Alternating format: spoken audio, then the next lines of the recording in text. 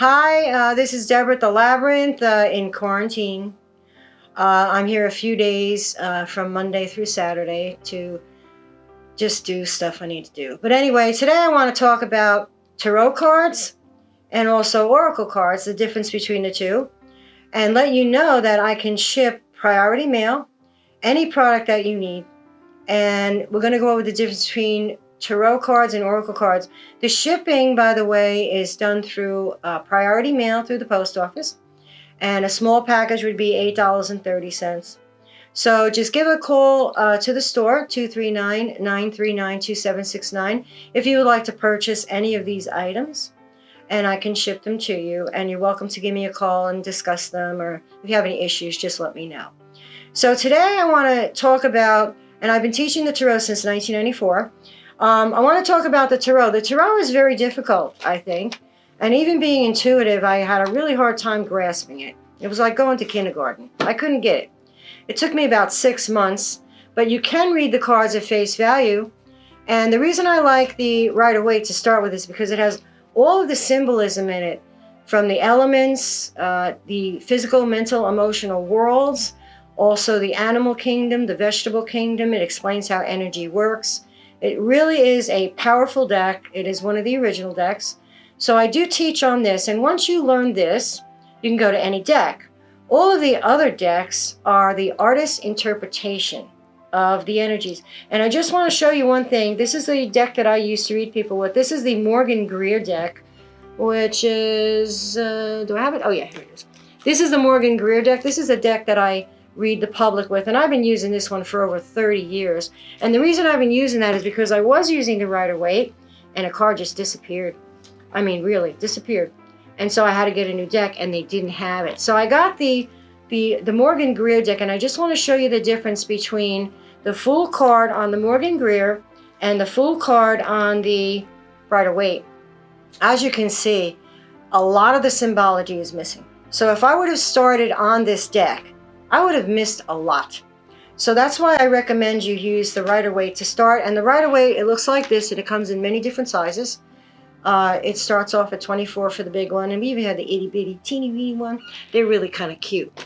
So the tarot you can use to read other people with, even if you're not intuitive. You can read them face value. You will get the same answer. If you're intuitive, it's a great jumping off point.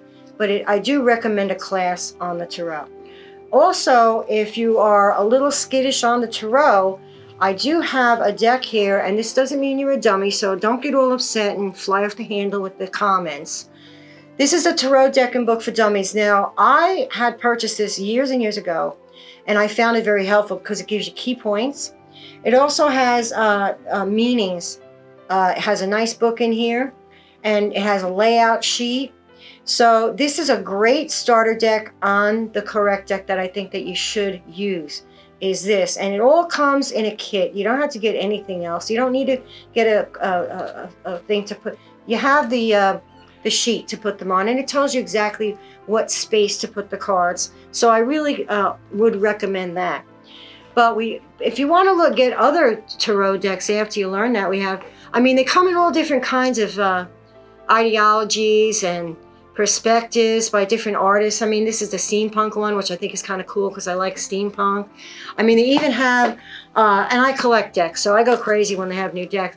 This is a Starman Tarot. This is from David Bowie.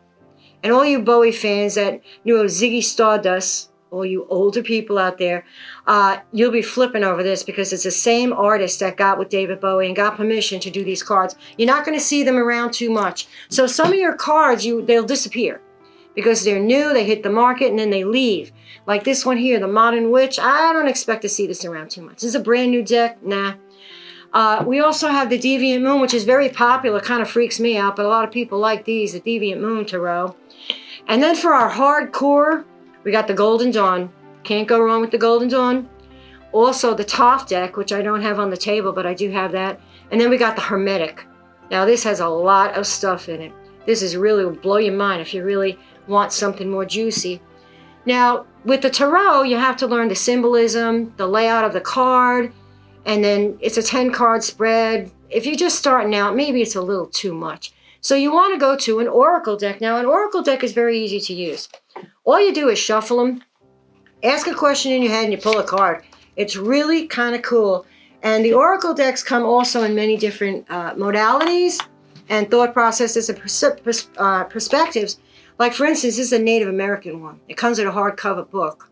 It's very popular. It's been around for, I don't know, 40 years or more. The newer Oracle decks, we got one for Wicca here, which is nice. I have this deck. Again, I collect them. And for our Latino, Santa Mutre and all that, Orisha people, this is Santa Mutre, and I also have the Orisha Tarot, but this is the Oracle deck. And then we have the Angel. We got the Angel decks. We got a lot of Angel decks. We even have Oracle cards or crystal grids. So it tells you what stones for each card, which is kind of cool for you to set up a grid to bring those energies to you or repel from you. And then this is another one of my favorites because I like the ravens and the crows. This is the Ravens Oracle. It's kind of cool. And then if you really want to get into it, these are the Phoenix cards. These are the past life cards. Comes with a big book, hardcover. And it's very interesting. It's not Tarot and it's really not Oracle. It's kind of in between. But I kind of like this deck. And this is my personal deck. And then we also have the Runes, and that's another Oracle.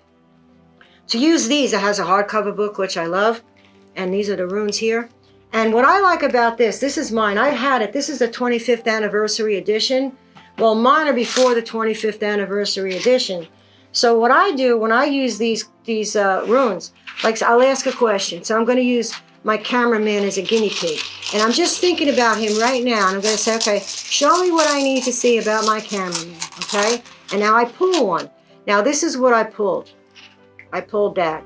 So now I'm going to look it up. And now this book I really like because it has all the runes here with the meanings in the pages on the front and in the back. It also has some history here of the languages and the alphabet. And it also has a lot chock full of information. So we're going to look that one up. Let's see what that one is for the cameraman. Well, I thought it was Joy, but now you missed out on that one. Sorry. Oh, there it is. 133. Let's see what it says. And this is the last one I did, so I always put this here. To divine for myself, I use 3 methods. I use my pendulum. I do a 10-card spread real fast, and then I pull a rune. And if they all coincide, I'm good. But I am intuitive, so I get in my own way. You guys, I don't think you'll have a problem with that. I really don't. So this is what we have here for my cameraman. Oh, wow, powerful. You got a powerful one. This one is about gateway, non-action, and the God Thor. It's a gateway. Frontier between heaven and the mundane. Recognition of your readiness to contact the divine. Illuminate your experiences. In other words, it means stay still. Don't go running and jumping and carrying on forward. So what it is it's you getting ready to step through a gateway. A new phase of your life. Now, cameraman, am I right or no? See, they work. He's shaking his head, yeah. He's shaking his head, yeah. So this means step through that gateway. Something, your opportunity is coming. Things are getting better. So just do it. Take the leap. So these are really, really good. I love these runes. So we you know, the difference between the cards and the runes, I would recommend, like I said, using a oracle deck, which includes the runes, the medicine cards, any kind of other oracle deck, before you go to the tarot. Because if you're using cards, you get used to using cards to begin with. Your brain gets used to looking at detail on cards before you go into the tarot. And I do recommend that because the tarot, there's really a lot in it. There's enough already if you're just starting out with oracle. Now, if you really want to read some good books on the tarot, the one I don't have because it's sold out, it's called The Spiritual Study of the Tarot by Louise Fimlaid, Fimlaid.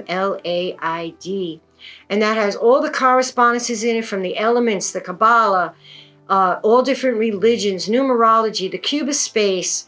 I mean, you name it, it's got it in there. If you're really hardcore into the tarot, I would recommend that. It has astrology too. But if you're just kind of just poking your finger in the pool, I would recommend Rachel Pollack's 78 Degrees of Wisdom. Now, this book has been around forever. And, you know, I just got this one in last week, and I was shocked, you know, because they changed the cover. They always change the covers along with the price. But anyway, it's still reasonably priced, and this is really a good book. It has different lessons in it, different explanations, mythology.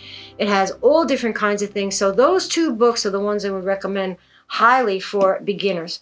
Another one is a tarot handbook. And this is if you really want to get in depth into your brain and go in. This is also a workbook along with learning the tarot, which I find very useful. I did use this myself, so I found it very useful. Another book, now if you're really into the tarot and you've used the tarot and you're comfortable with it, you got to have this. Now the deck is out of print. I do have the deck. I don't like it. It's got a lot of astrology. I'm not an astrology person. But that's these symbols down here for astrology and Hebrew and all that, and Tatwas, which I'm not going to explain that. Anyway, I do like this book because you can use the Rider-Waite deck. This is about magic, and you can use the tarot for magic to bring energies to you or repel energies from you. And this is a great, great book that deals with magic on the ceremonial level that has to do with the tarot. So that's what I would recommend. And like I said, it depends on the author's interpretation. I had a lady come into the store about 6 months ago, and she looked at, I don't forget which deck it was, and I think it was the Rider-Waite. She was looking at the Rider-Waite.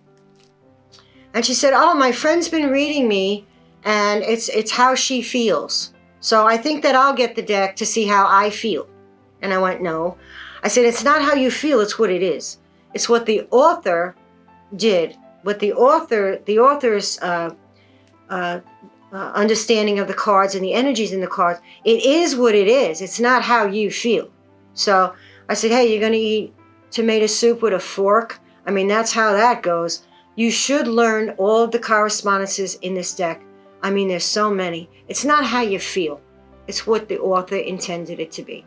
So once you learn this, which has everything, you can go to any deck. And some of them are kind of wishy-washy. Some of them are okay. This one is a brand new deck. And I already sold about 4 of these. They seem to be popular. They're whimsical, but they're not too cartoony, you know? And it's basically, you know, for the Wiccans and the witches and stuff like that. It's a fun, whimsical deck, but it's not too make you want to gag kind of thing. You know, like those cartoony ones. Although some of you might like the cartoony ones. I don't. The Oracle cards here, the Wicca ones, these I find very inspiring if you're a Wiccan. Whether you read or not, whether you do magic or not, if you're just getting into Wicca, this has a lot of good explanation about what Wicca is and the energies involved and the energies that you use in Wicca. So I find that very helpful. So I hope that I've given you some information here about the difference between the Tarot and Oracle. And it is easier to start on Oracle than it is Tarot. Tarot is, I've been studying it all my life. Every time I teach it, I learn something new. It's a never-ending process. But if you're really interested in that, start with the Oracle cards. And, you know, like I said, I can ship anything that you want, cards, books, whatever. And just give a call and leave it at the store phone, 239-939-2769, and I will ship priority mail. It is tracked and it is insured, and it doesn't cost a lot of money. So all you guys in quarantine, now this is a joke. I don't want to hear a lot of comments on the Facebook. Eat, get fucked up, take a nap, take a shower, get up and repeat until this is over. Okay, so we can get through it. We will survive. We're going to be fine. I don't think we're going anywhere. Hey, it's Spirit's will. If the plug was going to be pulled, I think it would have happened already.